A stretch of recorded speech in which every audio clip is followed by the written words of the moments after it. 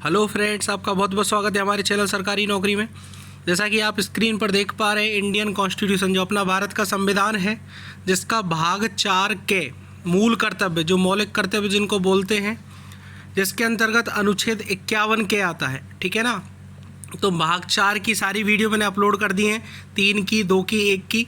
तो जिनको भी पढ़ना है इससे पहले के अनुच्छेद डिस्क्रिप्शन में सब लिंक दी गई है, आप जाके अच्छे से पढ़ सकते हैं और वहाँ से समझ सकते हैं, नोट्स बना सकते हैं। तो चलो बात करें अनुच्छेद 51 के मौलिक कर्तव्य क्या है। तो जो भी बच्चे नए हैं वो चैनल को पहले सब्सक्राइब कर लो भाई, और बेल आइकन दबा लो, जिससे वीडियो का नोटिफिकेशन आपको टाइम टू टाइम पहुंचती रहे, क्योंकि करंट अफेयर और पॉलिटी, हिस्ट्री, ज्योग्राफी, इन सब के बारे में क्लासेज रेगुलर यहाँ चलती रहती है। तो अनुच्छेद 51 के में बात करें अपन, तो सबसे पहले एक बात ध्यान रखना कि जो अपना भाग 4 था, राज्य के नीति निर्देशक तत्व, ये एक तरह से जैसे भाग 3 अपना मूल अधिकार था, मूल अधिकार को मानना और मूल अधिकार को एक तरह से अपना हक लेना। ठीक है, आप यदि कोई आपसे मूल अधिकार छीनता है तो आप सुप्रीम कोर्ट जा सकते हैं सीधा। ठीक है, हाई कोर्ट जा सकते हैं। ठीक है ना, कोर्ट में आप याचिका दाखिल कर सकते हैं।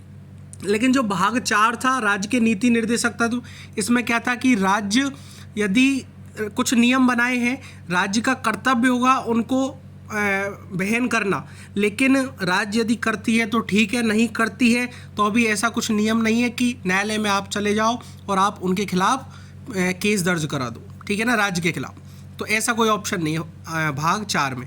इसी तरह से भाग 4 के ये अपने नागरिकों के लिए मूल कर्तव्य।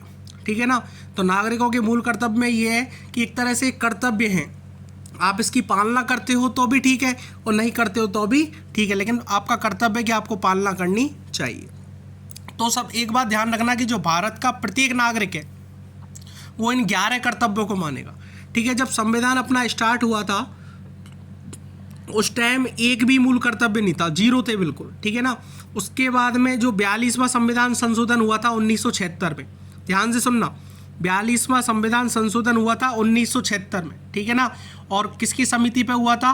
स्वर्ण सिंह की समिति पे। ठीक है ना, उनकी सिफारिश पे किया गया था। स्वर्ण सिंह सरदार थे, सरदार स्वर्ण सिंह की समिति की सिफारिश पे 1976 में 42वां संविधान संशोधन हुआ। उसमें 10 मूल कर्तव्य इस भाग 4 के 51 के में जोड़े गए। इसके बाद में 86वां संविधान संशोधन हुआ 2002 में। नोट करते रहना ये सारी बातें, इसमें नहीं लिख रही अभी आपके सामने, लेकिन नोट करना आप। 86वां संविधान संशोधन 2002 में हुआ था, जिसके अंतर्गत एक मूल कर्तव्य और जोड़ा था। पहले 10 मूल कर्तव्य थे, फिर उसको 11 कर दिया, और वर्तमान में जो मूल कर्तव्यों की संख्या है वो टोटल 11 है। ठीक है, अब सरदार स्वर्ण सिंह की समिति की सिफारिश पे इसको जोड़ तो दिया। देखो यूपीएससी में बहुत घुमा के क्वेश्चन पूछता है। ठीक है, तो सरदार स्वर्ण सिंह की समिति पर इसको जोड़ तो दिया, लेकिन इसको लागू करवाना, लोग बाग मान ही रहे थे इस बात को, तो लागू करवाने के लिए वर्मा समिति बनाई गई और वर्मा समिति ने इसको लागू करवाया। ठीक है, दूसरी बात इंपॉर्टेंट कि सबसे पहले मूल कर्तव्य अपने संविधान में लाने वाला देश कौन सा था? जापान था। जो सबसे पहले पूरे देशों में सबसे पहले जापान लाया था मूल कर्तव्य। उसके बाद में हम इंडिया वाले कहाँ से लेके आए अपने संविधान में? वो रूस से लेके आए। ध्यान रखना, क्वेश्चन पुट ऑफ होता है यहाँ से। अपन इंडिया वाले लेके आए रूस से, और सबसे पहले लाने वाला देश था जापान। क्लियर है? ठीक है, और मूल कर्तव्य को मानना या नहीं मानना ये केवल नागरिक पर डिपेंड करता है। ठीक है ना, लेकिन एक बात ध्यान रखना, क्वेश्चन आपसे बोल रहे हैं, छोटे मोटे जो पेपर होते हैं, एग्जाम होती है, छोटी एग्जाम जो भी होती है, उसमें यदि आपसे पूछे कि बताओ ना मूल कर्तव्य को मानना आपके अधिकार में है या नहीं, आप बोल दो कि नहीं है या है, तो इसका आंसर है या नहीं में नहीं मिलेगा आपको। इसका आंसर ये है कि संसद ने 4 मूल कर्तव्य ऐसे बनाए हैं जिनको आपको मानना ही पड़ेगा। ये कन्फर्म बात है। ठीक है ना, हमारे दिमाग में यही आता है कि मूल कर्तव्य को माने या नहीं माने कोई फर्क नहीं पड़ता, लेकिन 4 मूल कर्तव्य ऐसे हैं जिन्होंने संसद ने सख्ती से कानून बना रखे हैं, और मैं वो बताऊंगा आपको, क्योंकि बड़ी बड़ी क्लासों में पूछा जाता है। ठीक है ना, जितनी भी आईएएस की, आरएएस की, जो भी एग्जाम्स हैं यूपीएससी की, इनमें पूछा गया है। ठीक है, तो 4 मूल कर्तव्य जिन पर सजा का हकदार भी है। ठीक है ना, सजा भी हो सकती है। तो चलो बात करें, तो भाग 4 के में 51 के में इनको वर्णित किया है, कुल संख्या 11 है, ठीक है ना। और पूर्व सोवियत संघ रूस से अपने संविधान में लिए हैं और 42 में संविधान संशोधन 1976 द्वारा स्वर्ण सिंह समिति की सिफारिश पे जोड़े गए हैं और वर्मा समिति की सिफारिश के द्वारा इनको लागू करवाया गया है। तो पहला अपना जो आता है वो आता है संविधान का पालन करें और उसके आदर्शों, संस्थाओं, राष्ट्रध्वज और राष्ट्रगान का आदर करें, ठीक है ना। तो एक बात ध्यान रखना, ये जो पहला मूल कर्तव्य है ये यदि आप नहीं मानोगे तो आपको इसमें सजा हो सकती है। जैसे राष्ट्रगान है तो राष्ट्रगान पे आपको खड़ा होना पड़ेगा, राष्ट्रध्वज का आपको सम्मान करना ही पड़ेगा, इस पर पावर्ड है, बॉन्डेड है आप, ठीक है ना। तो संविधान का पालन करें और संविधान का पालना करनी ही पड़ेगी, ठीक है ना। और उसकी जो आदर्श संस्था है उसकी भी पालना करनी पड़ेगी, ठीक है। ये सारी कहानी फर्स्ट मूल कर्तव्य में बताई गई है। सेकंड पॉइंट पे बात करें तो स्वतंत्रता के लिए हमारे राष्ट्रीय आंदोलन को प्रेरित करने वाले उच्च आदर्शों को हृदय में संजोए रखें और उनका पालन करें।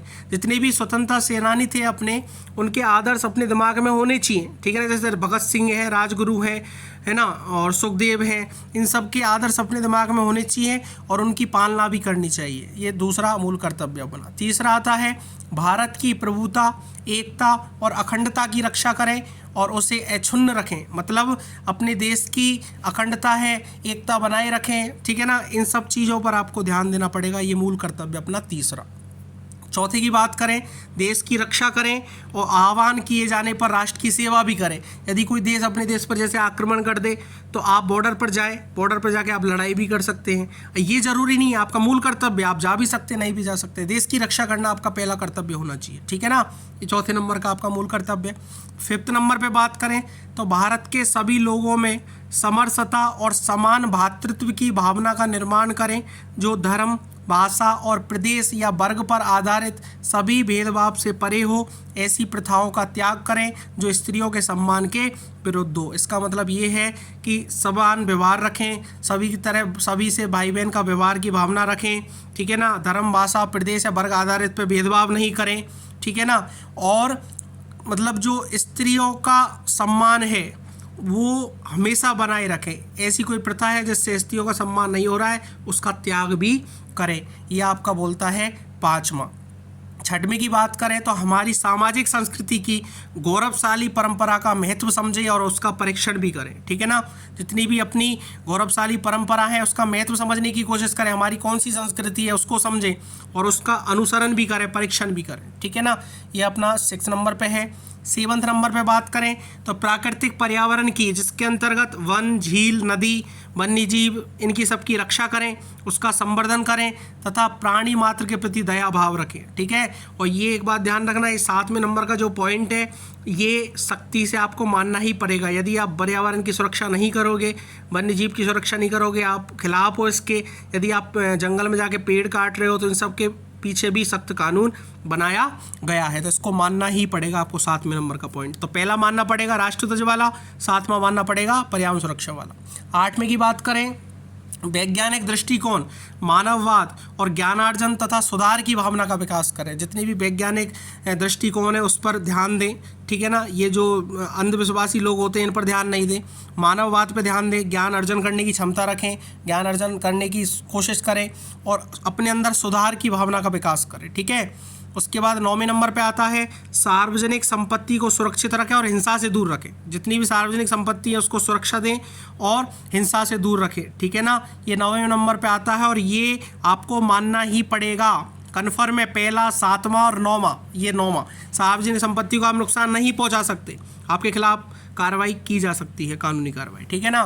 10वें नंबर पे बात करें तो व्यक्तिगत और सामूहिक गतिविधियों के सभी क्षेत्रों में उत्कर्ष की ओर भावना का सतत प्रयास करें और जिससे राष्ट्र निरंतर बढ़ते हुए प्रयत्न और उपलब्धि की नई ऊंचाइयों को छू ले। इसका मतलब खुद भी और आसपास के जितने भी लोग हैं उन सबको आगे बढ़ाने का प्रयास करें, सभी क्षेत्रों में उत्कर्ष बढ़ने का प्रयास करें और जिससे राष्ट्र का विकास हो सके, राष्ट्र अपनी नई उपलब्धियों की ऊंचाइयों को छू सके। ये 10वां पॉइंट है। 11वें पॉइंट की बात करें, यदि माता पिता या संरक्षक है 6 वर्ष से 14 वर्ष तक की आयु वाले अपने यथास्थिति बालक या प्रतिपाल्य के लिए शिक्षा का अवसर प्रदान करें। यह अनुच्छेद 11 भी आपको मानना ही पड़ेगा, कन्फर्म है ये, क्योंकि मूल अधिकार में लगा दिया गया है, ठीक है ना। और ये जो अनुच्छेद 11 मतलब ये पॉइंट 11वां, ठीक है। और 86वां संविधान संशोधन 2002 में इसको जोड़ा गया है, ध्यान रखना, ठीक है ना। इसको 86वां संविधान संशोधन 2002 में, पहले 10 ही थे मूल कर्तव्य, अब 11 हो चुके, ये 11वां जोड़ा गया है यहाँ पे, ठीक है। तो इस तरह से फर्स्ट 7, 9 और 11 ये पॉइंट अपने 4 ऐसे हैं जिनको आपको मानना ही पड़ेगा। बाकी के मूल कर्तव्य को आप माने या नहीं माने ये आप पर डिपेंड करता है। जैसे भाग 4 में राज्य सरकार किसी बात को माने या नहीं माने ये राज्य सरकार पर डिपेंड करता है, और 4 जो के है इसमें आप किसी बात को मानो या नहीं मानो ये आप पर डिपेंड करता है, केवल 4 पॉइंटों को छोड़ के, 5वां, 7वां, 9वां और 11वां, ठीक है। तो यहाँ तक जिसने वीडियो देखी है अच्छी लगी हो तो लाइक ज़रूर करना, और कोई कमी दिखती है या फिर आपका कोई डाउट है तो आप कमेंट करना, मैं आपको कमेंट में सॉल्यूशन देने का प्रोवाइड करूँगा। और दूसरी बात, यदि हो सका तो मैं वीडियो की सॉल्यूशन में आपको उस चीज़ की बात आपका समाधान करूँ, ठीक है ना। तो थैंक यू वेरी मच।